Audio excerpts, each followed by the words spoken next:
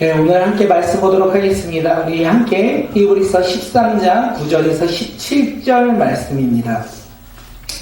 히브리서 13장 9절에서 17절 우리 세번역 성경으로 우리 서로 교독하도록 하겠습니다.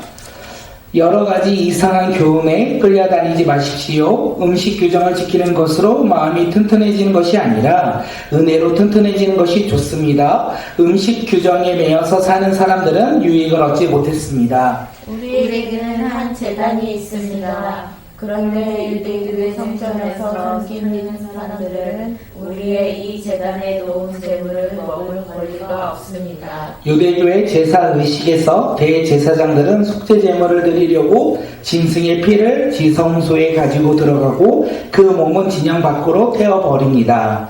그러므로 예수께서도 자기의 피로 백성을 거룩하게 하시려고 성문 밖에서 고난을 받으셨습니다. 그러므로 우리도 진영 밖으로 나아가 그에게로 나아가서 그가 겪으신 치욕을 짊어지십니다.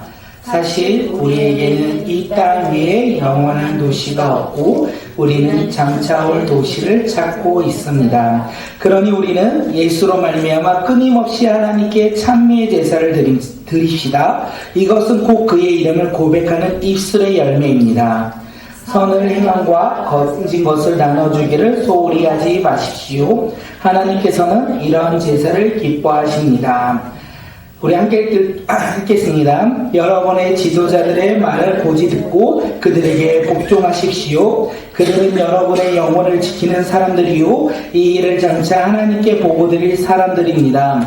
그러므로 여러분은 그들이 기쁜 마음으로 이 일을 하고 탄식하면서 하지 않게 해주십시오. 그들이 탄식하면서 일하는 것은 여러분에게 유익이 되지 못합니다. 아멘. 다들 정면 상태인가요? 우리 함께 오늘 말씀의 제목은 예수님과 동행하는 삶입니다. 우리 말씀의 제목 한번 읽어볼까요? 시작. 예수님과 동행하는 삶. 우리가 오늘 기도의 시작 전에 이야기했어요. 예수님과 동행하는 사람이 어떤 삶이냐? 하나님의 말씀을 듣고 기도하며 순종하는 삶이 하나님을 기쁘게 하는 하나님과 동행하는 삶이라고 했어요. 그 삶이 과연 조금 더 구체적으로 어떤 삶인지 오늘 본문을 통해서 함께 나누고 깨닫는 시간 갖도록 하겠습니다. 이찬수 목사님의 아이덴티티 예수 안에 있는 자라는 책이 있습니다. 이 책의 내용 가운데 이런 내용이 있어요.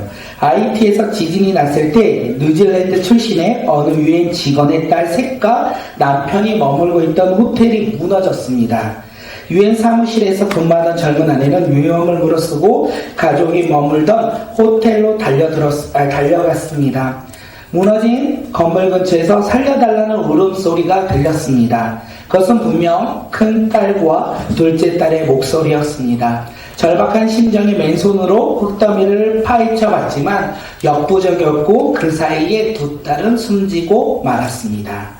남편도 잔해 속에서 숨진 채로 발견되었습니다. 그런데 그 와중에 2살배기 막내딸도 함께 숨진 줄 알았는데 그 아기는 기적처럼 살아있었습니다. 남편의 시신 아래에서 구조되었던 것입니다. 언론은 호텔이 무너질 때 아버지가 온몸으로 막내딸을 품고 공간을 확보하였기에 그 막내딸이 살아났다라고 보도했습니다. 그 기사의 타이틀이요. 건물 무너져도 안 피한 남자. 그의 품에 막내딸이 있었다. 이런 제목으로 기사가 났습니다. 이찬수 목사님은 이 기사를 보면서 이런 생각을 했다고 책에서 이야기합니다. 그 아이가 자라서 자기의 생명이 아빠가 바꿔준 생명이라는 것을 알게 된다면 그 아이는 어떤 인생을 살아갈까? 어떻게 살게 된 인생인데 시시하게 살아서는 안 되지. 아빠가 자신의 생명과 바꿔준 인생인데 부끄럽지 않는 인생을 살아야지. 이런 사명감이 그 아이에게 있지 않을까라고 말했어요. 그러면서 저주의 그늘 아래에서 신음하던 우리를 구해주시려고 주님께서 십자가 위에서 주님의 죽음과 맞받고 얻은 생명이 바로 우리라고 하면서 이찬수 목사님이 이 책에서 이야기합니다. 이찬수 목사님이 자신이 목회를 하다가 나태하고 게을러질 때면 주님의 이런 책망이 들린다고 해요. 너가 그렇게 살라고 내가 십자가에서 너의 생명과 맞바꾼 줄 아느냐? 너가 그렇게 살라고 너 대신 죽은 줄 아느냐? 이게 책의 내용이에요. 오늘 예배드리고 있는 우리의 삶 가운데 이 예화를 들었을 때, 이 책의 내용을 들었을 때 주님께서는 우리의 삶을 보시면서 뭐라고 말씀하실까요? 내가 너를 위해서 대신 죽었는데 사명 없이, 목적 없이 이 세상을 바라보며 세상에서 비교하며 판단하며 살고 있는 우리의 모습을 바라보며 주님께서 무엇이라고 하셨을까요? 오늘 우리 삶 속에서 주님이 누구신지, 그리고 주님의 목숨과 바꾼 나의 삶 가운데 우리는 어떻게 살아가야 하는지 깨닫고 우리의 삶이 얼마나 가치 있는 삶인지 그것을 깨닫고 누리는 믿음의 자녀들이 되길 간절히 소망합니다.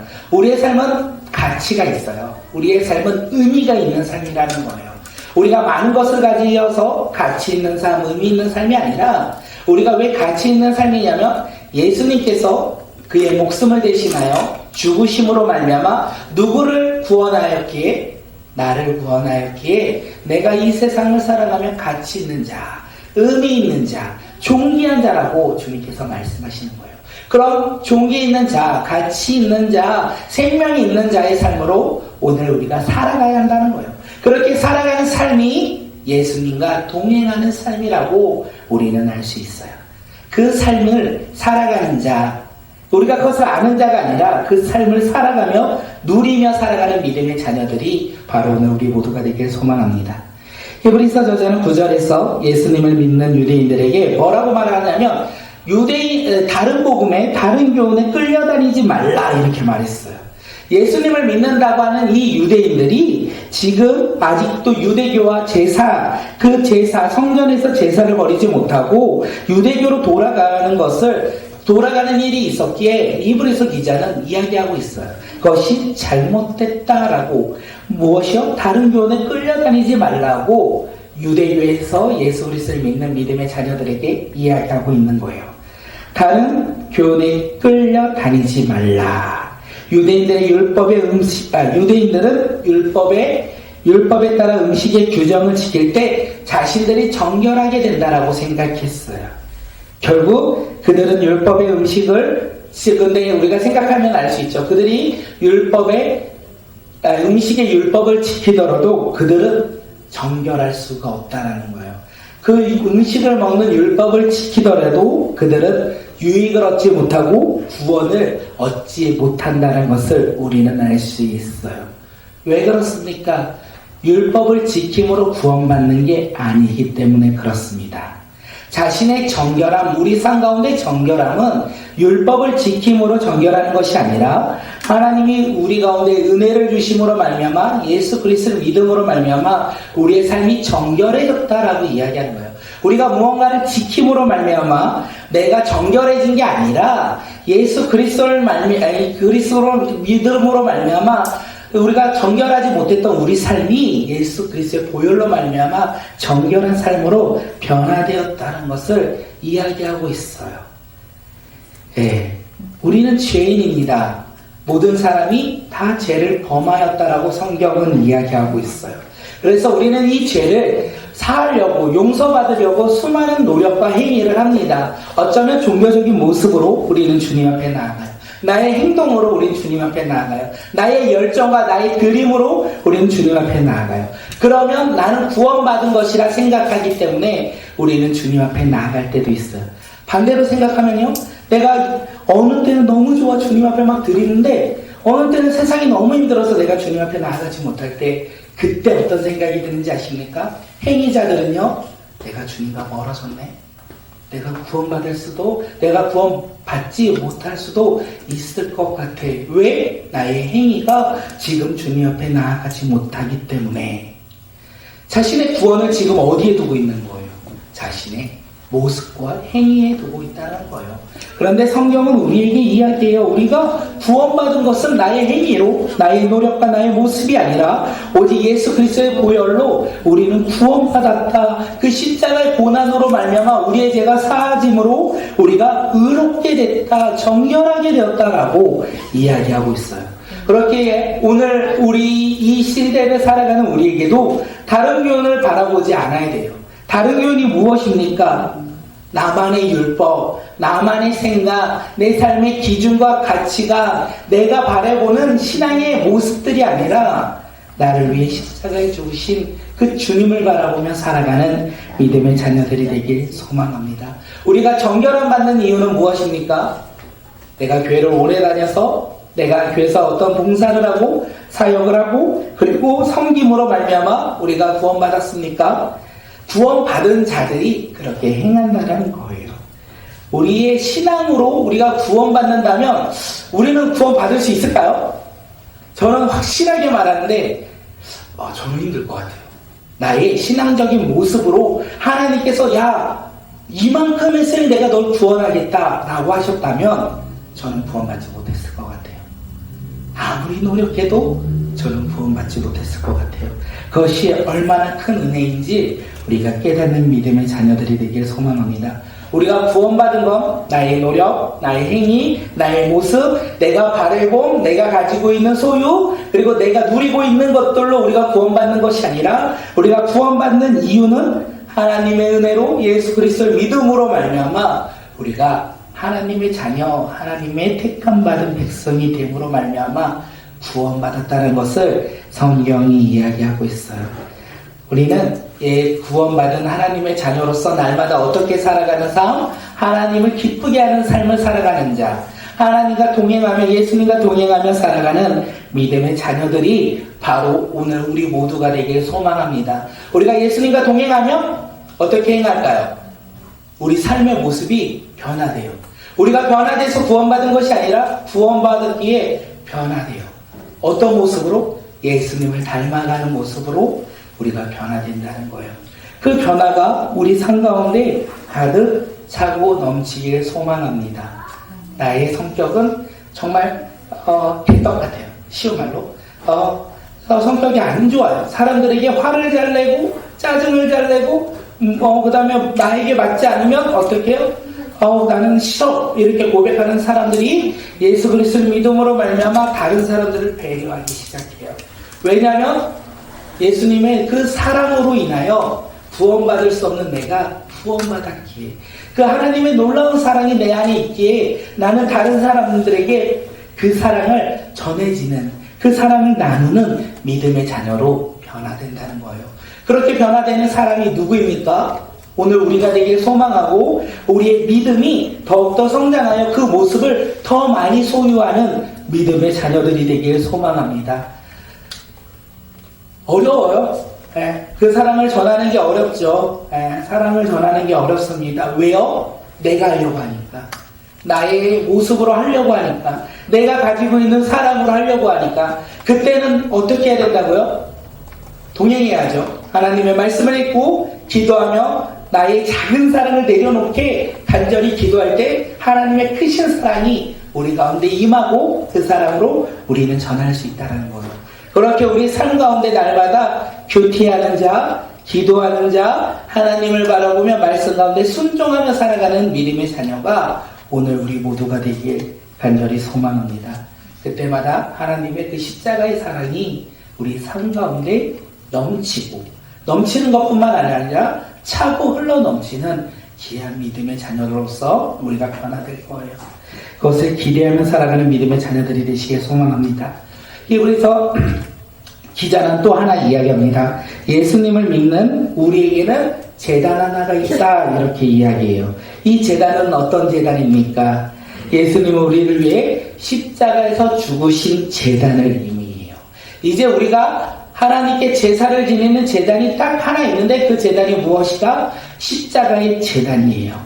우리에게 있는 이 제단, 예수님의 피를 힘입어 죄인인 우리가 의인이 되어 이제는 하나님 앞으로 나아가는 제단, 하나님 앞에 나아가 하나님을 예배하는 제단이 무슨 제단이라고요? 십자가의 제단이라고 이야기하는 거예요. 그 십자가의 제단에서 우리는 누구를 바라보며 예배할까요? 하나님을 바라보며 예배하는 자로 우리가 변화되었다라는 거예요. 우리가 예배 드릴 때마다 우리는 어디에서 드립니까? 우리는 예배 드릴 때 교회에서 드리는데 교회가 그냥 하나의 공간이 되면 안 돼요. 교회가 예수 그리스도의 십자가의 제단이 되어야 돼요. 그래야지 하나님 앞에 나아가 하나님께 예배 드릴 수 있는 거예요. 그냥 예배 드리는 공간으로 끝난다면 우리는 하나님 앞에 나아갈 수 없다는 거예요. 그것을 예수님이요 말씀하시는데 누구를 통해서 말씀하냐면 이 유대 종교 지도자들을 향하여 이야기해요. 예수님의 재단에서 장막을 섬기는 사람, 재단에서는 장막, 율법을 따라 제사를 지내는 사람들과 함께 할 수 없다 이렇게 이야기해요. 장막에서 섬기는 사람들은 율법을 따르며 지키는 자들로서 그들은 지금도 예수님이 십자가에 죽은 이때 히브리서를 저자했던 그때도 예수님을 믿지 않고 하나님 앞에 제사를 어떻게 드렸다? 동물의 제사로 그들은 자신들이 정결하게 된다라고 생각하며 율법주의로 지금 하나님 앞에 나아간다는 거예요. 그들은 율법에 따라 제사를 드리고 있어요. 율법에 따라 제사를 드릴 때 그들은 예수님을 바라볼까요? 바라보지 않을까요? 이게 제일 중요해요. 바라보지 않는다는 거예요. 오늘 우리가 종교적으로 하나님 앞에 제사를 예배를 드리러 왔어요. 내 마음 가운데 예수님의 십자가의 보혈이 없다면 우리가 나오는 것으로 만족한다면 그것 가운데 하나님 앞에 나아갈 수 있는 은혜의 길이 있을까요? 없을까요? 없다라는 거예요. 이것을 우리에게 이야기하고 있어요. 그렇기에 우리는 예수님을 믿는 믿음의 자녀이기 때문에 예배드리는 제단, 그 제단이 예수님의 십자가의 제단이길 소망합니다. 율법에 따라 종교적인 형식으로 나의 모습으로 드리는 예배, 그 제단을 쌓는 것이 아니라 예수 그리스도의 십자가를 바라보며 주님의 사랑을 누리며 살아가는 믿음의 자녀들이 되시길 소망합니다. 여기에요, 두 가지로 나뉘어요. 십자가의 제단은요, 누구와 동행하는 삶일까요? 예수님과 동행하는 삶이에요. 그러면 예수님과 동행하는 삶에는요, 기준이 세상일까요? 아니면 예수님일까요? 예수님이겠죠. 예수님의 십자가의 제단 가운데 예수님과 동행하는 삶에는 내가 주인일까요? 예수님이 주인일까요? 예수님이 주인이라는 거예요. 그런데 거꾸로 우리가 율법적으로 나의 행위로 나의 종교적으로 우리가 예배를 드린다면 예수님이 있을까요? 없을까요? 거기에는 예수님이 없다는 거예요. 왜냐하면 내가 주인이기에, 내 기준이 주인이기에, 내 생각이 주인이기에, 나의 것이 주인이기에 거기에는 예수님이 없다는 거예요. 오늘 말씀의 제목이 뭐죠? 예수님과 동행하는 삶인 거예요. 그러면 우리는 무슨 제단을 바라보며 누구와 동행하며 살아가는 사람이 되어야 됩니까? 예수님과 동행하는 사람. 세상의 가치관, 나의 기준, 나의 생각, 그리고 세상에서 내가 바라보며 가지고 싶었던 그 소유욕도 내려놓고 저 옆집에 비교하는 것도 내려놓고 오직 우리는 말씀을 붙잡고 예수님과 동행하며 살아가는 믿음의 자녀가 바로 예수님과 동행하는 삶이라는 거예요. 그 삶은요, 말처럼 쉽지 않습니다. 왜냐하면 내가 주인이 아니기 때문에 그렇습니다. 내가 주인이면 살아가기 너무나 편할 텐데 내가 종이기에 나의 것을 내려놔야 돼요. 나의 것을 내려놓을 때만 우리는 예수님과 동행할 수 있어요. 나의 가치관을 내려놓을 때만 예수님의 가치관을 따라 살아갈 수 있어요. 나의 세상 기준을 내려놓고 하나님 나라의 기준을 바라보며 살아갈 때만 예수님과 동행할 수 있다는 거예요. 십자가의 제단 앞으로 나아갈 수 있다는 거예요. 하나님 앞에 나아가 예배할 수 있다는 거예요.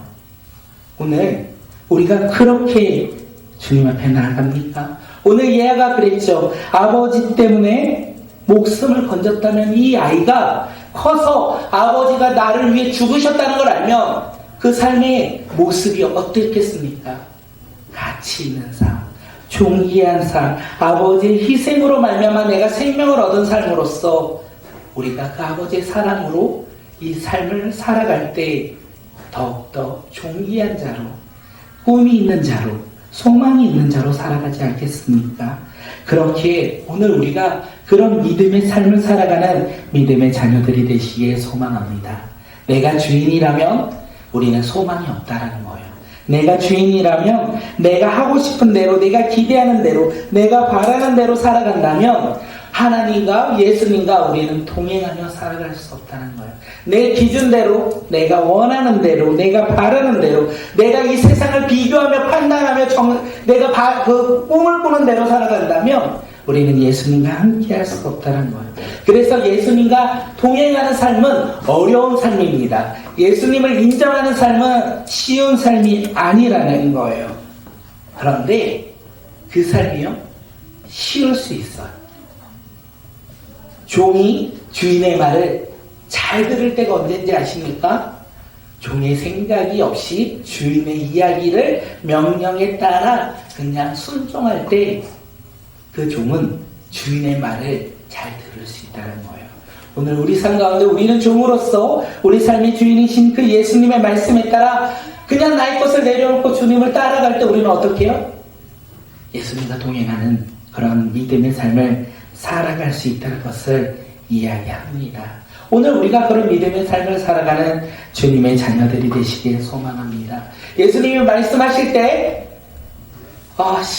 나의 환경과 나의 상황을 아시는 주님은 왜 나의 삶에 이런 고난과 이런 환난과 이런 두려움을 주십니까?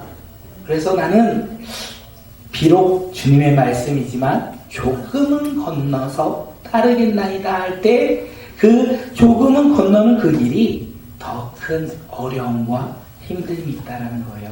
오늘 우리가 그렇게 살아가고 있는 것은 아닙니까? 하나님의 말씀을 듣고도 그 순종하지 못함으로 말미암아 옆길로 새며가는 그 길이 알고 보니까 더욱더 먼 길, 어쩌면 늪으로 빠지는 길, 하나님께서 정답 빠른 길을 알려주셨는데도 그 길이 내 눈에는 두려움에 우리는 돌아가는데 너무 돌아가고 있는 것이 오늘 우리의 삶은 아닌지 우리가 돌이키고 하나님의 말씀에 우리가 하나님의 말씀 붙잡고 나의 것을 내려놓고 우리가 기쁨으로 순종하는 믿음의 자녀들이 되시길 소망합니다.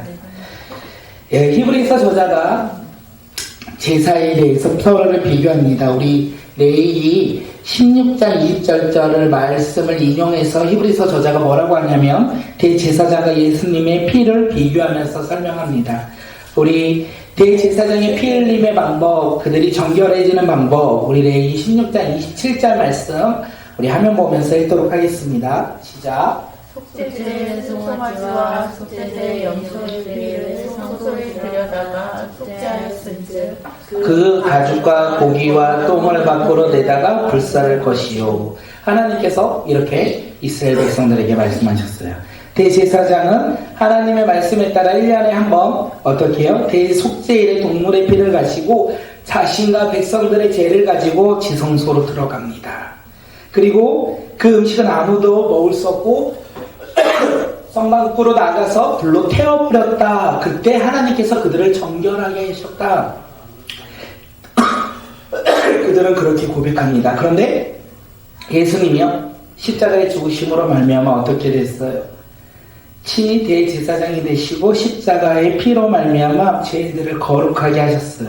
예루살렘 그 골고다 언덕 위로 올라가 우리를 위해 십자가의 고난을 받으셨다는 거예요. 예수님을 믿는 믿음의 사람들은 성전에 이제는 동물로 제사를 지내는 것을 따르지 아니하고 오직 예수님 그 십자가를 바라보며 살아가는 사람으로 우리는 변화되었다는 것을 이야기합니다. 예수님이요, 지금 예루살렘 성 밖으로 나가 골고다 언덕에서 지금 고난을 받으셨어요. 이 이야기가 우리에게 주는 메시지가 무엇이냐면 우리는 밖으로 나가야 된다는 거예요. 밖으로 나가 예수님의 사랑을 전해야 된다는 거예요.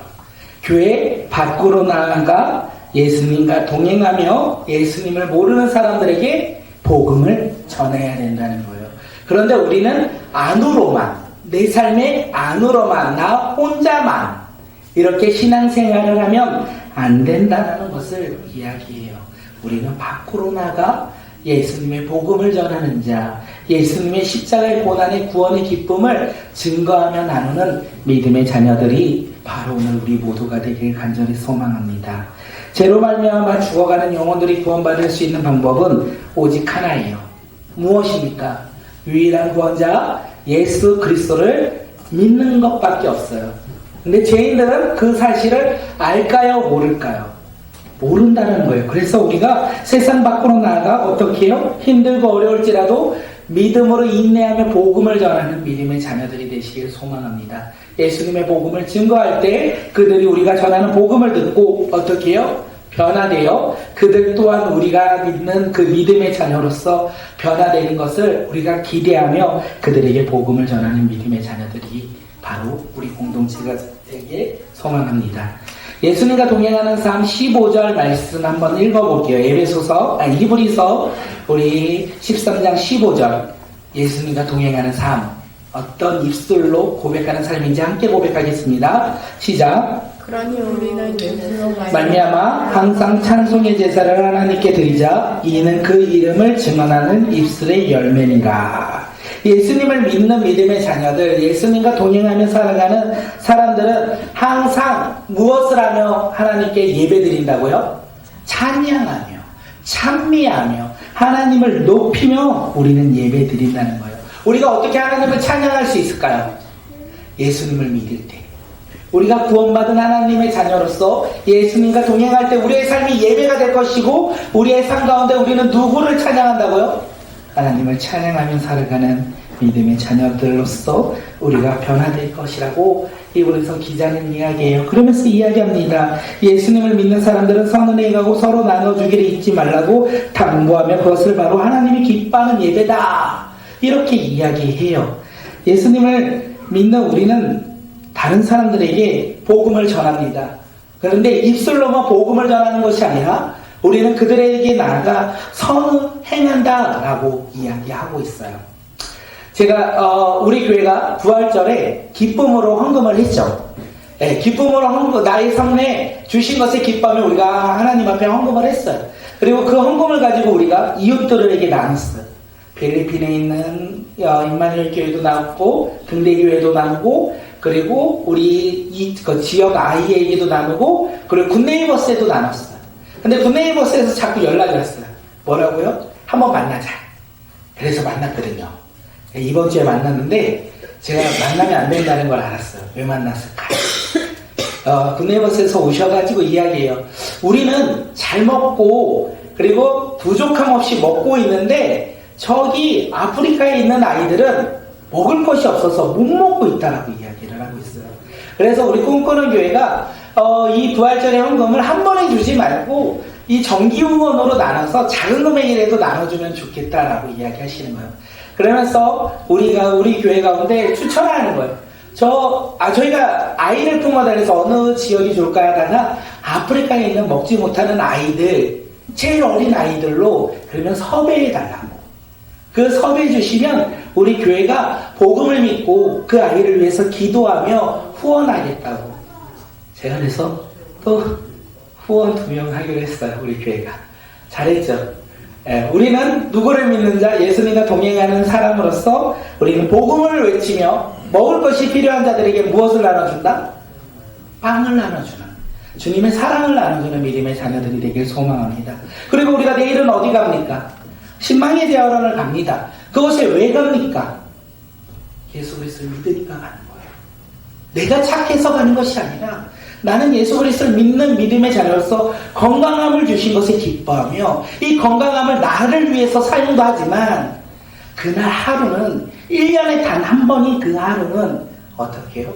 아픈 자, 힘든 자, 도움이 필요한 자들 가운데 나아가 주님께서 주신 건강함을 기뻐하며 그들에게 섬기며 나아가는 귀한 시간으로 우리가 헌신하며 나아가고자 했습니다. 우리 교회가 그렇게 나아가는 믿음의 자녀들이 되기를 소망합니다. 또한 우리 모두가 그렇게 예수 그리스도의 믿음으로 말미암아 그 사랑을 자꾸 전하는 자들이 되기를 소망합니다. 우리의 입술은 하나님을 찬양하고 우리의 몸은 그 하나님의 복음을 증거하며 이웃들에게 선을 행하는 믿음의 자녀들, 복음 안에서 선을 행하는 주의 자녀들이 바로 오늘 우리 모두가 되기를 소망합니다. 그것이 어떤 사람이냐면 예수님과 동행하는 사람이에요. 예수님과 동행하는 사람이 바로 오늘 우리 모두가 되기를 소망합니다. 그래서 하나님의 말씀을 듣고 기도하며 순종하며 하나님을 따르며 믿음이 성장하여 우리가 이웃을 바라보며 어떻게 해요? 사랑을 나눠주는 자. 나야 가진 것이 있어서 사랑을 나눠주는 자가 아니라 주님이 주신 것에 기뻐하며 비록 가진 것이 많지 않더라도 있는 것에서 우리가 나누는 믿음의 자녀들이 되기를 소망합니다. 교회에서 요거 마무리하고 요 이야기로 마무리하도록 하겠습니다. 저희가 올해 들어 두 군데를 더 후원한 거죠. 탄자니아 선교사님을 후원할 때 생각했어요. 우리가 후원할 수 있는 양이 지금 꽉 찼는데 요거 할 때 좀 힘들 수 있겠지만 해야 되겠다. 그래서 탄자니아 선교사님을 작은 금액이 좀 우리가 후원하기로 했어요. 우리 교회는 벌써 꽉 찼어요. 그러면서 아프리카에 2명이 더 나왔죠. 그러면 이거 어떡하지? 이 생각을 했을까요? 안 했을까요? 했죠. 그런데 주님은 분명 말씀하실 거예요. 그것이 바로 사랑이라는 거. 갖고 있어서 나누는 게 사랑이 아니라 없을 때 주님의 복음을 가지고 나누는 것이 사랑이라고 주님은 말씀하시는 것이 아닐까 생각되어집니다. 주님의 은혜를 체험한 사람들은요, 율법과 기준, 자기의 생각과 기준으로 나아가지 않아요. 자신의 생각과 기준과 가치관으로 행위로 나아가지도 않아요. 오직 예수님의 사랑으로 나아가는 자들이 예수님과 동행하며 살아가는 자들이에요. 하나님의 말씀에 순종하여 하나님을 높이며 살아가고 또한 그 사랑을 이웃에게 증거하며 살아가는 자가 바로 예수님과 동행하며 살아가는 바로 동행하는 삶, 에녹 같은 삶이라는 것을 이야기합니다. 사랑하는 성도 여러분, 오늘 예화에서 말했어요. 아버지가 자녀를 구하기 위해서 자신의 목숨을 바쳤다는 거. 예수님은요, 같이 존재의 의미가 없는 우리를 사랑하셔서 십자가의 죽음으로 말미암아 우리를 가치 있는 자, 종기 있는 자, 의미 있는 자, 그리고 하나님의 선물로서 우리를 삼아주셨다는 거예요. 그렇게 우리가 이제 변화된 삶으로서 우리는 이제 가치 있고 존귀하며 소망이 있는 자로서 어떻게 살아가야 된다고요? 말씀을 붙잡고 기도하며 순종하는 삶, 또한 이웃을 바라보며 그들에게 복음을 전하고 나의 것을 나눠주며 주님의 사랑을 증거하며 살아가는 삶이 바로 예수님과 동행하는 우리 모두의 삶이 되길 간절히 소망합니다. 예수님과 동행합니다 라고 말하면서도 아직도 나의 욕심대로 그리고 나의 편함을 바라보며 살아가는 것은 어쩌면 예수님과 동행하는 삶이 아닐 수도 있다는 생각이 들어요. 우리 삶 가운데 조금은 불편하다. 제가 이 얘기 들었어요. 요즘에 선한 목자교회 무슨 교회더라? 선한 목자교회에서 김다희 목사님이 얘기했는데, 유기성 목사님이 김다희 목사님 미국 갈 때 그렇게 조언했대요. 무엇이든 선택할 때 가장 좋은 것으로 할까요? 중간 것으로 할까요? 제일 어려운 것으로 하라고 할까요? 네, 제일 어려운 것으로 하라. 그래서 우리가 예수 그리스도를 믿는 믿음의 자녀들은 제일 어려운 것으로 선택하라. 세상 사람들은 제일 좋은 것으로 선택할 것인데 예수 믿는 자는 제일 어려운 것으로 선택할 것이다. 네, 그렇습니다. 예수님과 동행하는 사람들은요, 제일 어려운 것으로 선택한다는 거예요. 왜요? 그것은 아무도 가지 않는 길이기 때문에 그렇습니다. 세상 사람들도 안 가요? 믿는 사람만 가요. 우리는 믿잖아요? 그래서 제일 어려운 길을 걸어가는 사람들이 바로 오늘 우리 모두가 되길 소망합니다.